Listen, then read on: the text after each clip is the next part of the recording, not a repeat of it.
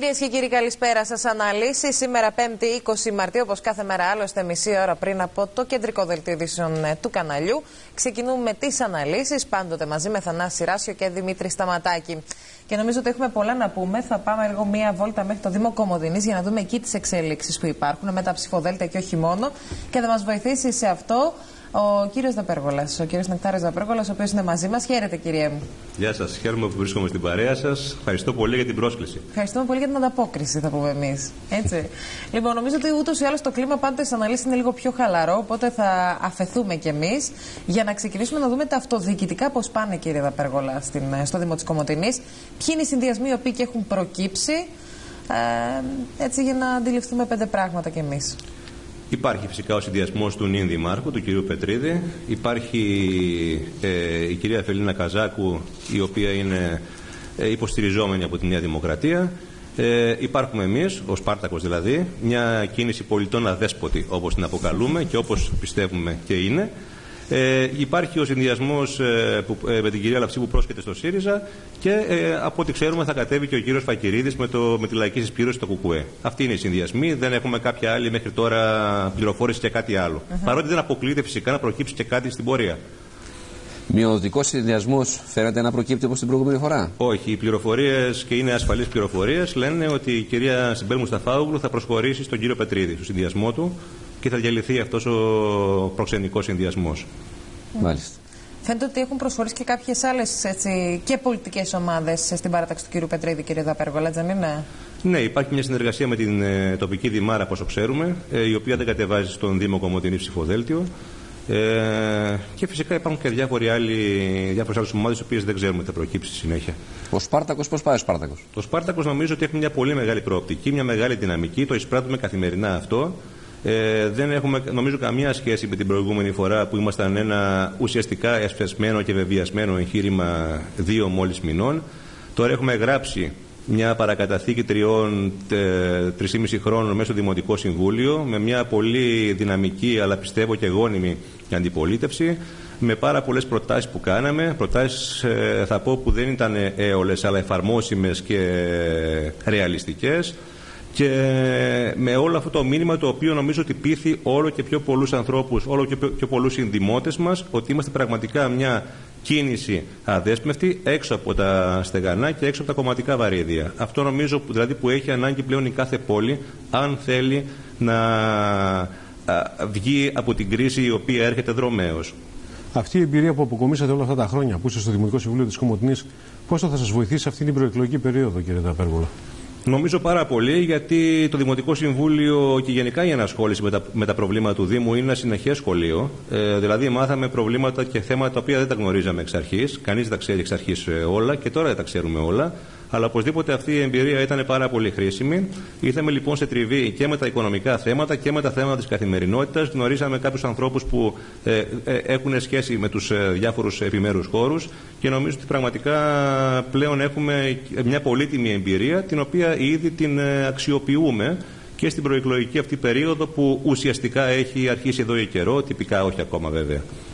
Αν σας έλεγα τι θα αλλάξει σε σχέση με τον Σπάρτακο της προεκλογικής περίοδου πριν από 4 χρόνια και με τον σημερινό Σπάρτακο, και όσον αφορά τις υποψηφιότητες ίσως, του ψηφοδέλτιό σας, θα βρεθούν καινούργια άτομα, καινούργια πρόσωπα, έχουν ήδη μπει? Ασφαλώς υπάρχει μια δεδομένη διεύρυνση.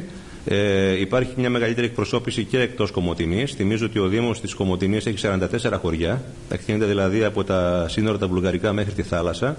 Θα έχουμε λοιπόν σίγουρα καλύτερη εκπροσώπηση και εκεί, παρότι φυσικά υπάρχει πρόβλημα να εκπροσωπηθείς σε όλο αυτό τον τεράστιο χώρο και χωρίς να έχεις τις κομματικές άκρες που έχουν οι άλλοι, αλλά και μέσα στην Κομοτηνή και στους 3, να το πω έτσι, δημοτικούς κορμούς, δηλαδή των πρώην 3 καποδιστριακών δήμων, Κομοτηνής, Αιγύρου και Νέου Σιδηροχωρίου, θα έχουμε σίγουρα πολύ καλύτερη εκπροσώπηση και θα υπάρχει και μια, θα το πω, και ποσοτική αλλά και ποιοτική διεύρυνση και αναβάθμιση του συνδυασμού μας. Να ρωτήσω λίγο σε ό,τι έχει να κάνει τουλάχιστον, γιατί άκουσα ότι είχατε πολλές προτάσεις, τις οποίες υποθέτω και τις καταθέσατε και εντός του Δημοτικού Συμβούλου της Κομοτηνής. Υλοποιήθηκαν κάποιες από αυτές, δηλαδή υπήρχε συνεργασία με τη Δημοτική Αρχή, θεωρείτε? Θεωρητικά υπήρχε, αλλά η μόνη η οποία δεν είναι υλοποιηθεί ακόμα, αλλά βρίσκεται νομίζω σε καλό δρόμο, είναι η πρόταση που κάναμε για αδελφοποίηση της Κομοτηνής με μια ρωσική πόλη στη γειτονία της Αγίας Πετρούπολης, στο Κύριση. Ζηλέψαμε το δικό σας, τη δική σας περίπτωση. Και νομίζω πως εφόσον η Αλεξανδρούπολη έχει αυτή την εμπειρία, είναι χρήσιμο να την εκμεταλλευτούμε και εμείς, γιατί πιστεύουμε ότι τέτοιου είδους κινήσεις και οικονομικά αλλά και πολιτιστικά και από διάφορες άλλες πτυχές είναι χρήσιμες. Αρκεί να αξιοποιηθούν. Αρκεί να αξιοποιηθούν, έχετε απόλυτο δίκιο.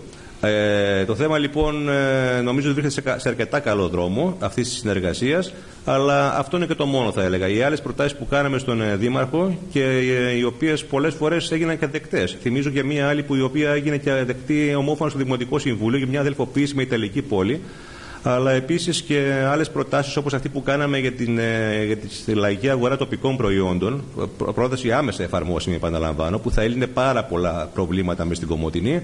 Αυτές όλες αποπέμφθηκαν μετά πολλών βαΐων και κλάδων, αλλά πήγαν τελικά στις ελληνικές καλένδες. Αυτές για να εφαρμοστούν, είναι προφανές ότι δεν μπορούν να τις εφαρμόσουν παρατάξεις οι οποίες έχουν κομματικές εξαρτήσεις και έχουν, και θα το πω έτσι, και φοβίες από διάφορες πιέσεις. Μόνο πολίτες μόνοι τους που νοιάζονται για την πόλη και που έχουν, θα το πω έτσι, και τον δυναμισμό μπορούν να τις εφαρμόσουν. Κύριε Ταπέργολα, θέλω να διαβάζω το δελτίο τύπου που βγάλατε σχετικά με τον ποδηλατόδρομο και έχουμε μια παρεμφερή κατάσταση στην Αλεξανδρούπολη σήμερα. Σήμερα στην Αλεξανδρούπολη επισκευάζεται ή, εν πάση περιπτώσει, ανακατασκευάζεται ένα κομμάτι της παραλίας, έτσι ώστε να υπάρχει ένα κρυπίδωμα ισχυρό να αντέχει στα δυνατά κύματα. Για να καταλάβει όμως ο κόσμος, γίνεται ένα πτυχίο αντιστήριξη, Θανάση. Μπορώ να το περιγράψω. Έλενα, μπορώ να το περιγράψω. Έχω και τις τεχνικές γνώσεις. Άστα το τελειώσω. Λοιπόν, γίνεται ένα πτυχίο λοιπόν αντιστήριξη δίδυμο με έναν ποδηλατόδρομο που θα γίνει στη μέση, το οποίο είναι ακριβώς 480 μέτρα. Αυτό όμως, και το ρωτάω αυτό, το λέω αυτό γιατί. Περιγράφεται μέσα στο δικό σας δελτίο τύπου ότι 27 από τα 88 μαγαζιά κλείσαν στην Ορφέως και Δημοκρίτου. Δηλαδή η κατασκευή ενός έργου όπως είναι ο ποδηλατόδρομος, που νομίζω συμφορείτε, ίσως ο σχεδιασμός του έπρεπε να γίνει διαφορετικά για να μπορείτε να μην κάνει ζημιά στην αγορά. Αντίστοιχα στην Αλεξανδρούπολη, αυτό το κομμάτι είναι όλη η παραλιακή ζώνη που είναι γεμάτη με ταβέρνες.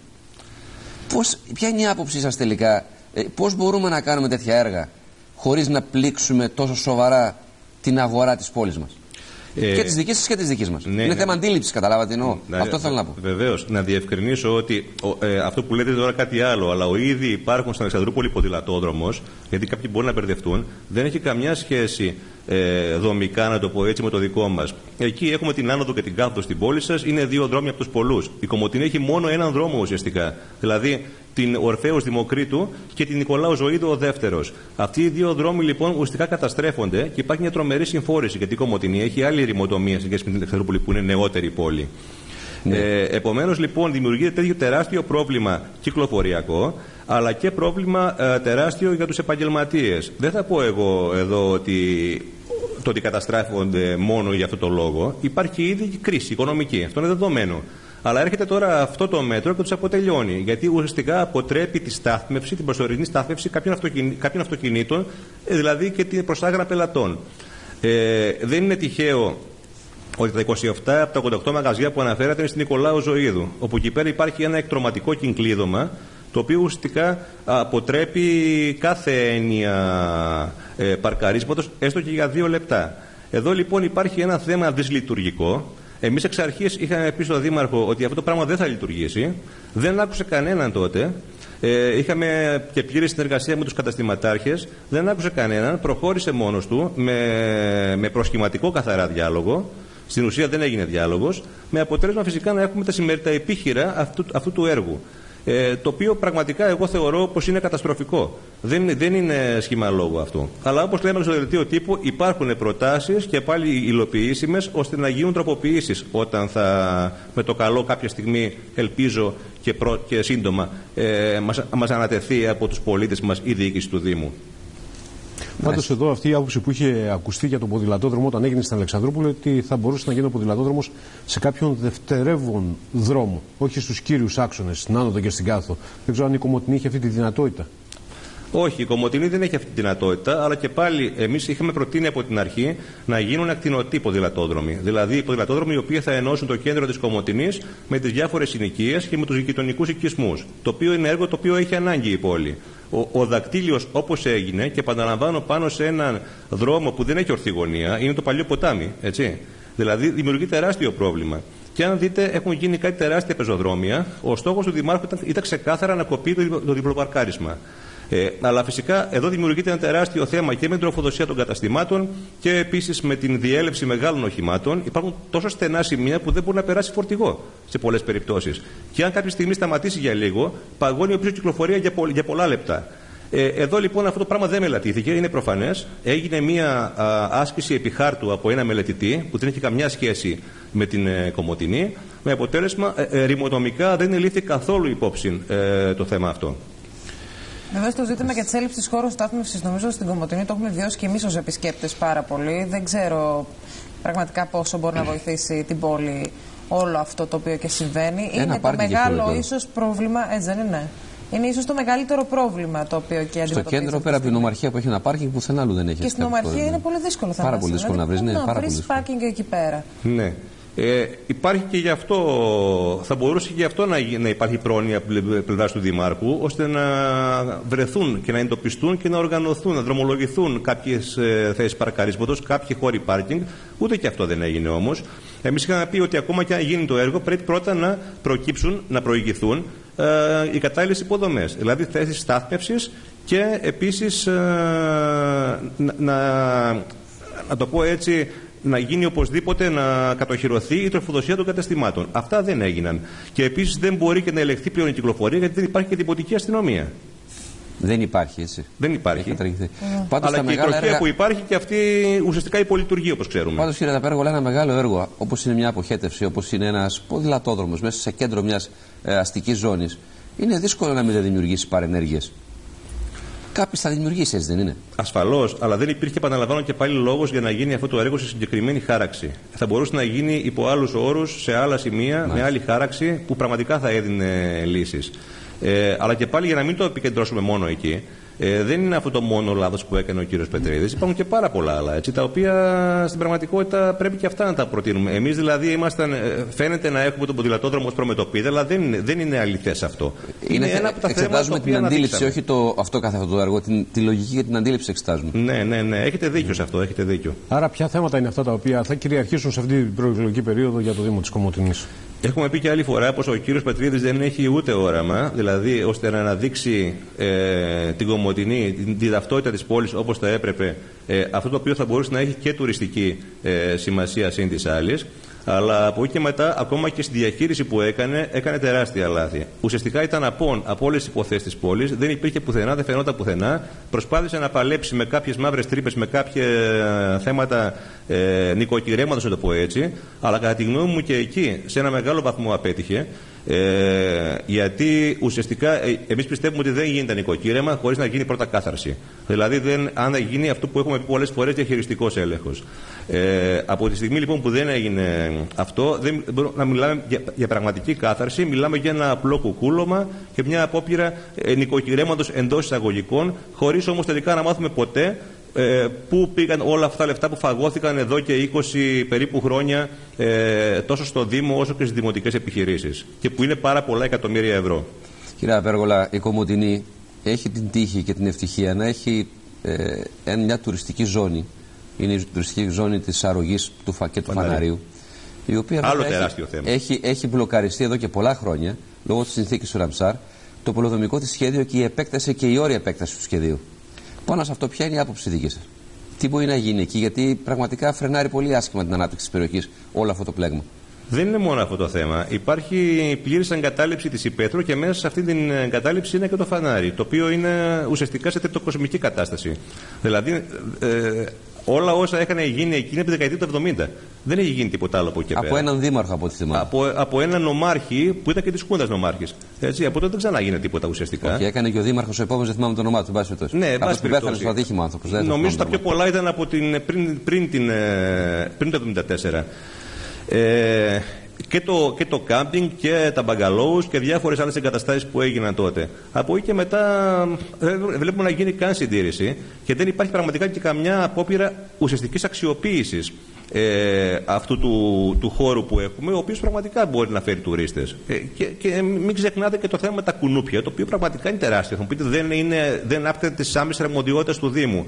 Ναι, αλλά ένας δήμαρχος, όπως έχουμε πει και άλλη φορά, μπορεί να παίξει ρόλο και σε θέματα που δεν είναι της άμεσης αρμοδιότητάς του, εφόσον είναι ο πρώτος πολίτης μιας τεράστιας περιοχής. Μπορεί λοιπόν να παίξει ρόλο σε όλα αυτά τα θέματα. Απλώς επαναλαμβάνω και πάλι, υπάρχει μια διαχειριστική λογική πολύ κακής, να το πω έτσι, λογικής. Και αυτή δεν μπορεί να οδηγήσει σε κάποιες κινήσεις μακροπρόθεσμες. Αυτό συμβαίνει και όσον αφορά διάφορες άλλες προτάσεις που θα μπορούσαν να συζητηθούν για την αξιοποίηση και άλλων περιοχών μέσα στην Ύπαιθρο, κοντά στα χωριά, ώστε να δρομολογηθεί, θα λέγαμε, να γίνουν κάποια κίνητρα να δοθούν και στους αγρότες και στους χωρικούς, ώστε να έχουν μια περαιτέρω αξιοποίηση της Υπαίθρου. Γιατί αυτή τη στιγμή τα χωριά ερημώνονται, δεν υπάρχει κανένα κίνητρο και επομένως για ποια ανάπτυξη μπορούμε να μιλήσουμε. Από την ώρα που επαναλαμβάνω που η κρίση που έρχεται είναι αναγκαστικό ότι θα μας τρέψει την παραγωγή. Δεν γίνεται διαφορετικά. Η παραγωγή όμως δεν μπορεί να γίνει από αυτούς τους όρους. Έχουμε φιλοξενήσει πάντως και σε προηγούμενα δελτία ειδήσεων τον εμπορικό κόσμο της Κομοτηνής και μας έχει εκφράσει και το παράπονο του για τη ζημιά που υφίσταται από το άνοιγμα του κάθετου άξονα. Δεν ξέρω αν είναι ένα θέμα το οποίο σας προβληματίζει, δεν ξέρω αν ο Δήμος της Κομοτηνής μπορεί να εμπλακεί σε αυτήν την υπόθεση και τι μέτρα μπορούν να υπάρξουν έτσι ώστε να αλλάξει αυτή η εικόνα η οποία έχει δημιουργήσει δυσχέρειες στην αγορά. Άλλο ένα θέμα στο οποίο ήμασταν από την αρχή επικριτικοί. Είχαμε δηλαδή επισύσει και πάλι τον κίνδυνο ότι αυτό το άνοιγμα δεν θα φέρει έσοδα, αλλά στην πραγματικότητα θα εκρεύσουν προς την Βουλγαρία η παραγωγή. Και αυτό πραγματικά συνέβη. Από εκεί και μετά, το τι γίνεται στα σύνορα, στον έλεγχο εκεί της εισόδου, δεν είναι επίσης της άμεσης αρμοδιότητας ενός δημάρχου, αλλά και πάλι επειδή είναι μια πύλη εισόδου με μια γειτονική χώρα και είναι ουσιαστικά ο Δήμος Κομοτηνής, και πάλι μπορεί να γίνουν κάποιες κινήσεις για τον έλεγχο αυτών. Πάντως, να θυμίσω εδώ ότι ανθεί το παραεμπόριο, η λαθρεμπορία, και επίσης και η αύξηση της εγκληματικότητας από την έλευση κάποιων οι οποίοι έρχονται και κλέβουν. Αυτά λοιπόν τα προβλήματα, και με δεδομένη την ουσιαστικά απουσία της αστυνομίας, όχι επειδή δεν έχει τη διάθεση να λειτουργήσει η αστυνομία, να μην παρεξηγηθώ, αλλά λόγω λειψανδρίας ουσιαστικά, αυτό δημιουργεί μια κατάσταση η οποία είναι πάρα πολύ επικίνδυνη. Ο Δήμαρχος λοιπόν, και πάλι επαναλαμβάνω, μπορεί να εμπνεύσει ώστε να δρομολογηθούν κάποιες λύσεις και σε αυτό το τομέα. Νομίζω ότι έχουμε πάρα πολλά να πούμε και να ακούσουμε, να μιλήσουμε για αυτά σε επόμενη, έτσι, ίσως μεγαλύτερη εκπομπή απόψη χρόνου, κύριε Δαπέργολα. Να σας ευχαριστήσουμε θερμά για αυτή την παρουσία σας απόψε. Και εγώ ευχαριστώ, να είστε καλά. Καλό σας βράδυ. Καλό βράδυ. Εμάς θα μας επιτρέψετε σιγά σιγά να ετοιμαζόμαστε για να ξεκινήσουμε σε πολύ λίγα λεπτά το κεντρικό δελτίο ειδήσεων του καναλιού.